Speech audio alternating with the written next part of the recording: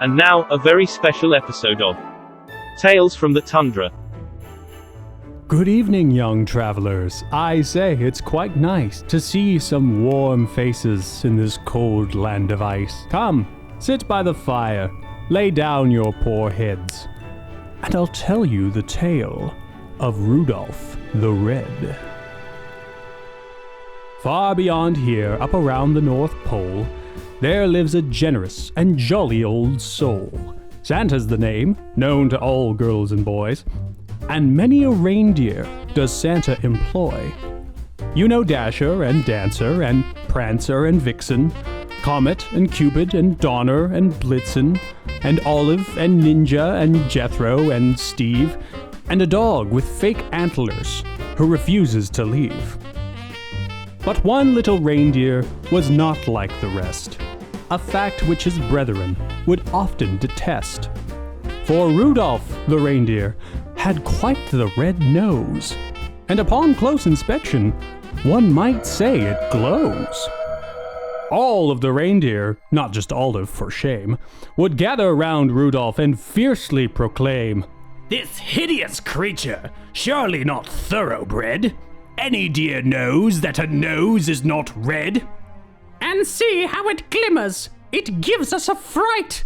We must never invite him to Monopoly night." Poor Rudolph could never endure such assaults, for his nose phosphorescence was never his fault.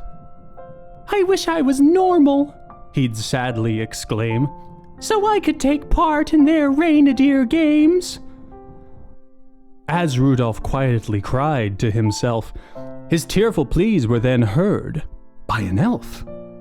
The young elf took pity. "It's simply not right. It's not like he chose for his nose to be bright." So the elf went to Santa and raised quite a stink. She got so upset that her eyebrows turned pink. Who wrote this line? When Santa had heard about Rudolph's dejection, he sat for a moment of silent reflection. The wind and the snow were picking up too. "Come along, elf. I know just what to do." Santa went to the stables dressed in his attire. The reindeer all gathered to hear this transpire. "It seems that a snowstorm has started to brew. I'm going to need a favor from you." He pointed at Rudolph, who jumped to attention, for this was the first time he'd ever been mentioned. "I need a beacon to light up my sleigh. What say you, Rudolph? Will you lead the way?" The rest of the reindeer only looked on in shock as Santa took Rudolph and abandoned their flock. "He's leaving without us! Oh, woe on us all! Our treacherous behavior has brought us this fall!" "They're all quite dramatic," Santa Claus said. "Don't let their teasing get into your head." "But Santa," said Rudolph, "I can't lead a sleigh. I wasn't at deer school that particular day." Santa just laughed. "Don't worry, it's fine. This sleigh's been autonomous since 1909. The reindeer are really just for the aesthetic, but it's gone to their heads. It's rather pathetic. They're all so wrapped up in their looks and their clout, they haven't a clue what this whole day's about. We give gifts to people that they might enjoy. For some, fuzzy slippers, for others, a toy. But everyone out there to whom we're connected deserves to be loved and also respected. Our differences ought to be celebrated, right? So that's why you're leading my sleigh tonight." A singular tear fell from young Rudolph's eye. "That's beautiful, Santa. You're a really nice guy.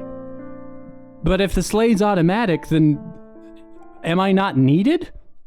Santa let out a sigh. "Look, kid, just lead it." And now, every Christmas, if you look in the sky, you might catch a glimpse of old Rudolph go by. Of course, it might also be foreign surveillance.